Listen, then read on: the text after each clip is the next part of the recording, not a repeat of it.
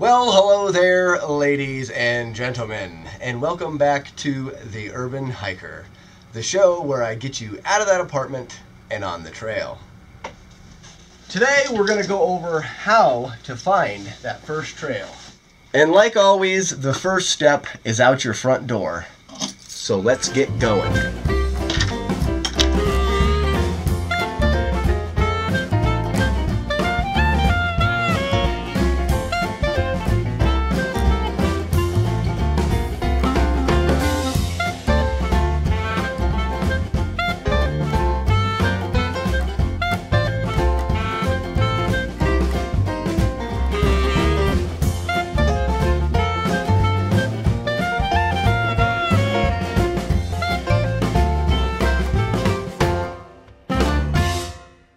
Well, here we are, ladies and gentlemen.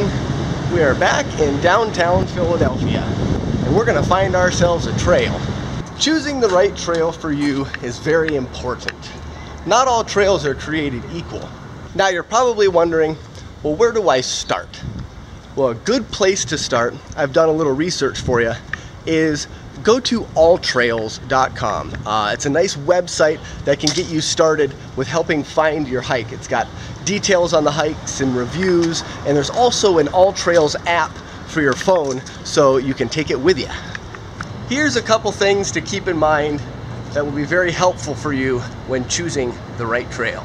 First off, I like to have a goal, something to strive for, you know, the finish line, the thing you're going for, whether it be to see something in particular, or maybe it's to experience something new. Maybe you want to see a waterfall, or maybe you just want to climb to the top of a mountain.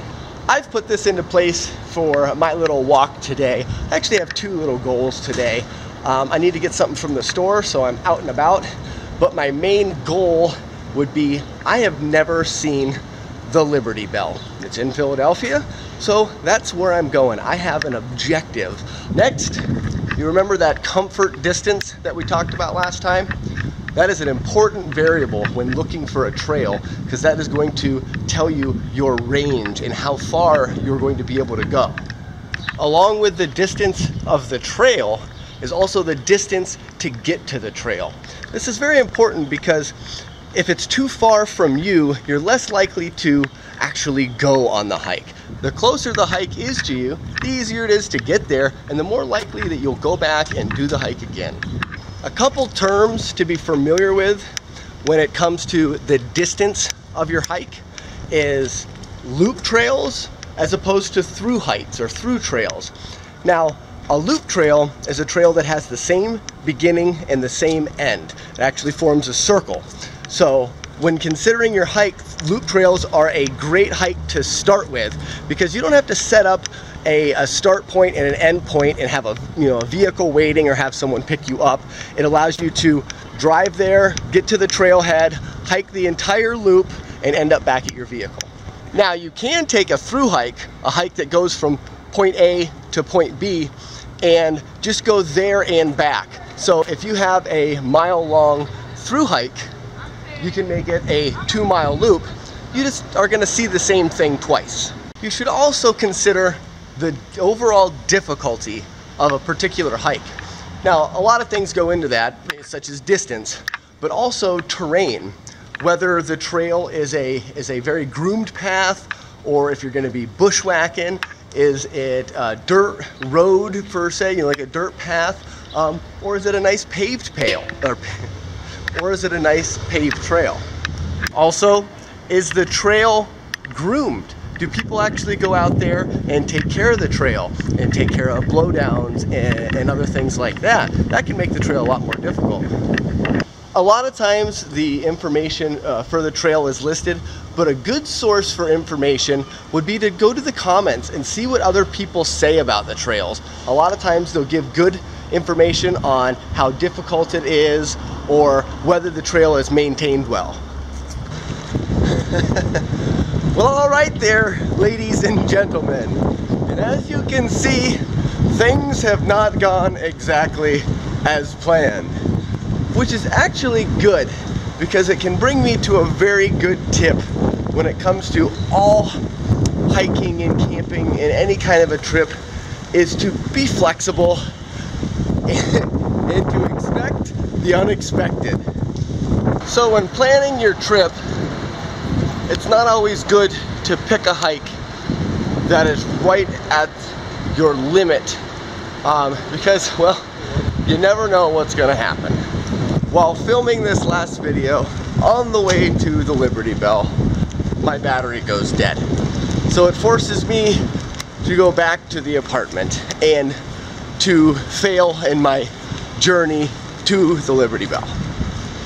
But I'm back at it again today. It's not such a nice day, but we're on our way back. And my hair is falling off. Also, if you're finding it hard to find a trail that fits, you know, that comfort distance just really isn't far enough, just continue to go for walks. You'll find out that it doesn't take very long and that distance will just keep getting farther and farther and you'll be more comfortable, and before you know it, you'll easily be able to walk on a 5-mile long hike. Where's my hair? At least I still have my beard. Well there, ladies and gentlemen. The Liberty Bell's in here, but there's a ton of people and I really don't care that much. There it is. Hey look, the Liberty Bell. Enough said. Even on a day like today, there is 100 people in line to see that bell. Oh, you can see it from here, look at this. Dun dun dun dun. Liberty Bell. Nailed it!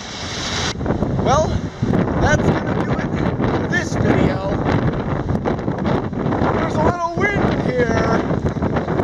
I hope this video is helpful for you to find your first trail.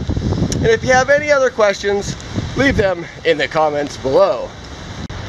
Next time, we're gonna talk about what to take on that first hike. That's right, ladies and gentlemen, we're gonna talk about gear. But until then, remember, the first step on every hike is out your front door. Bye-bye.